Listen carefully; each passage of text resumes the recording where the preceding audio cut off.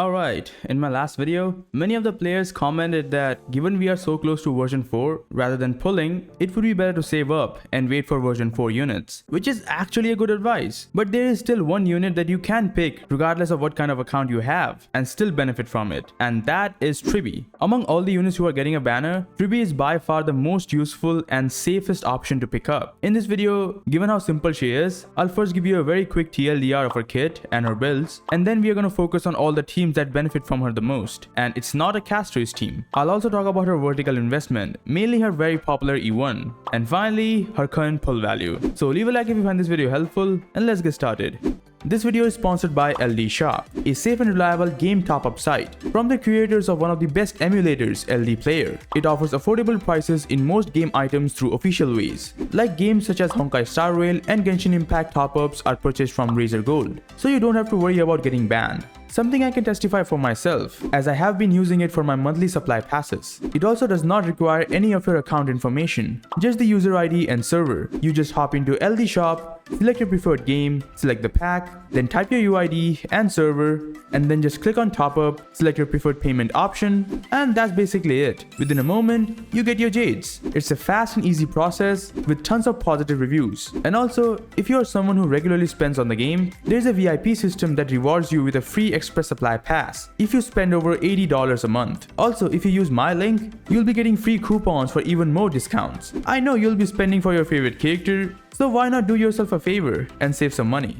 Just click on the link in the description or in the pinned comment and check out LD Shop. So Tribbie, as you all know, she's a quantum harmony unit who can do it all, except for I guess healing. She can provide the best buffs, her damage is really solid, and she can also action advance the whole team, as she is in my opinion the biggest abuser of the Dance Lightcone. So what does she actually do? Well, among all the 5-star units, she by far has one of the simplest kit in HSR. Her skill grants her an effect called Numinosity for 3 turns, and as long as she has this effect, the whole team gets a 24% rest spend buff. The same effect also happens with her technique, where she gets the Numinosity buff right at the start of the battle, which is great as with this, she doesn't have to go first and use her skill. With the technique, the rest spend buff gets activated automatically at the start of the fight. Her ultimate, which has a 120 energy cost, activates a zone that lasts for 2 turns. While this zone is active, all enemies take 30% more damage, and after an ally attack, based on the number of targets hit by said attack, they now deal additional quantum damage to the enemy with the highest HP. Now the 30% vulnerability and the additional damage is great, but since this zone only lasts 2 turns, you are expected to use her ultimate again within those 2 turns, which she easily does with the help of her passive. This thing gives her 30 energy at the start of the battle, and when her ally attacks, she gains extra energy based on the number of targets hit. So an AoE attack generates more energy for Tribbie. With the help of this, she can easily get her ultimate every 2 turns, and as such, she abuses the Dance Lightcone, giving the whole team a lot of tempo. Now we have a talent, which is also super strong. After any ally including Tribbie uses their ultimate, Tribbie will launch an AoE follow-up attack to all the enemies, and the damage of this thing is pretty solid for a harmony unit, and that is also because of her other 2 passives, one of which increases her follow-up attack damage by up to 216%, and the other one increases her max HP based on the whole team's HP. Now because of that, you may think that she is best for HP scaling units like Castorice, since in a team like this, all of the units are HP based, meaning the whole team's combined HP will be higher as well, and that will give a bigger HP boost to Tribbie, resulting in more damage. And this is true, she is great for HP scaling teams, but that is because there isn't a proper team-wide buffer for HP teams in the first place. I know Cyrene kinda does that job, but she is super specific with her teams, so Tribbie kinda becomes the only option. But in truth, she is just broken for any and all teams in this game. Even for dot teams, if you have no other option like Robin or Ruan Mei, then you can simply use Tribbie in that team. And that's basically everything Tribbie does. She is not your typical harmony unit, where she is made for this one team, but she is universal enough for other teams as well. Nope, Tribbie is simply one of, if not the best support for any and all teams in Honkai Star Rail. Now let me give you a quick rundown on how to build her. First we have Lightcones, and there are basically only 2 options that you can use on Tribbie, and both have their benefits. The first one is obviously a signature. This thing increases her and the whole team's crit damage. It also gives her energy when entering battle, and also gives extra energy when the wearer uses a follow-up attack, which Tribbie does quite often. Now the crit damage and energy are great for more team damage and more frequent ultimates from Tribbie, but the one thing that makes this Lightcone better for most situations is that it allows Tribbie to use her ultimate right at the start of the battle without needing to use any ability. Now given she scales up HP and other reasons like the relic set that she wants to use, Tribbie is mostly built at base speed. That means in most teams, the DPS actually goes before Tribbie, and because of that, Tribbie is unable to use her ultimate right at the start and activate her zone, since she doesn't have full energy. So the damage dealer either have to waste a turn, or they have to use all of their front-loaded attacks without Tribbie's ultimate's field. This is where this Lightcone shines. The extra energy at the start of the battle allows her to use her ultimate right at the start, without using any of her ability, which is really helpful, especially if the DPS you are playing her with has high front-loaded damage on their first turn. It's so annoying to have your DPS go before her and you struggle to choose between wasting a turn or deal less damage. Trust me, I suffer this issue every time I play Tribbie. This Lightcone also enables her to use an HP percentage robe than an energy regen robe, which will lead to more personal damage. On the other hand, we have the second option, the very popular, the best 4-star Lightcone in the game, Dance Dance Dance. And you all know what this Lightcone does. Every time the wearer uses their ultimate, the whole team gets up to a 24% action advance. And thanks to Tribbie's frequent ultimates, she can abuse this Lightcone and give the whole team a lot of tempo. Even though it does not provide any damage stats or energy, and you'll definitely have to use an energy regen robe with this, the 24% team-wide action advance every other turn or so is just broken as hell. And that's why I don't compare her signature with this Lightcone. They do completely different jobs. Her signature will definitely provide more personal damage, and the extra energy will help her with her ultimate, which will be great for teams which are more front-loaded, like archer teams. But the DDD has its own benefits. The team-wide action advance allows your DPS units to be built slow and focus on more damage stats. This is great for Castorice teams, where she is built at base speed. It also helps units with specific speed requirements to reach those speed breakpoints. Both have their benefits, and either are fine to use, but if you have both, then use them depending on what team you are playing. Now if you don't have either of these two Lightcones, then until you get at least a single copy of Dance Dance Dance, just use Meshing Cogs or Memories of the Past. The second one is slightly better, since it's a 4-star and will have higher base HP, but it is gacha. If you don't have that, then Meshing Cog is a 3-star Lightcone, which is much easier to get. Both of these Lightcone only helps with her energy, which she doesn't really need if she's using an ER rope, but it does allow her a 1-turn ultimate, which is kinda crazy for more damage. But the low base HP kinda ruins it. Even though these two Lightcones are nowhere close to the level of her signature or DDD, it can be used until you get those options. Now for the relic sets. Straight away, just use the Poet set. There is no other set that is better than this one for Tribbie. It gives quantum damage and a whopping 32% crit rate if the wearer is under 95 speed, which you can achieve with Tribbie even though she has 96 base speed. And that is because this set also decreases speed by 6%. This is just the best for Tribbie by far. Now I have seen players use the Eagle set for extra action advance, which is not bad considering how frequently Tribbie uses her ultimate, but that set doesn't give any stats. The amount of stats that the Poet set gives is stupid. 32% crit rate makes it so much easier to build her, so just use the Poet set. For Planars, the Bone Collection set is the best. It gives more HP and crit damage, which is perfect for Tribbie, as those are the two stats that she actually needs. But if you don't have a proper set, then either the Lushaka or the Penacony set can also work as a source of general damage buffs and energy. Now there is one set that can be better if you don't have a signature Lightcone and you are playing a front-loaded team. There you would want to activate her ultimate right at the start. So the Wanvek set giving 40% action advance, and with a bit of speed stats, it can help Tribbie go before the DPS and use any of her abilities, which will give her enough energy to use her ultimate. It's a great set to use when needed, but most of the time the Bone Collection set is more universal.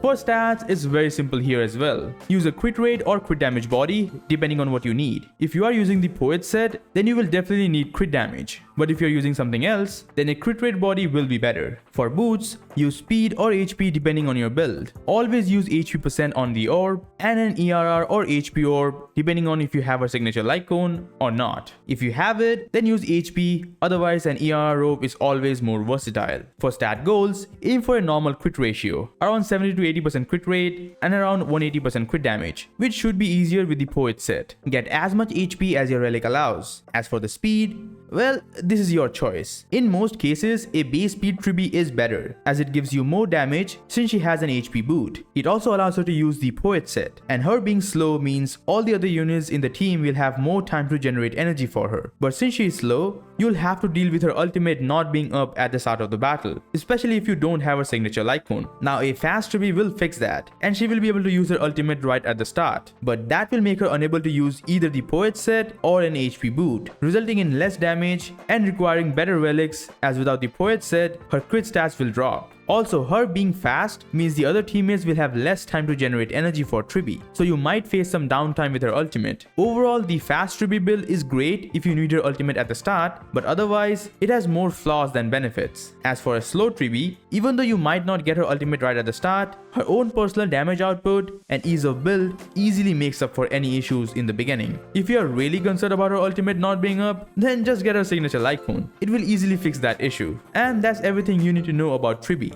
By the way, if you are enjoying the content, please consider subscribing, as it does help the channel grow and motivates me to make more content for you guys.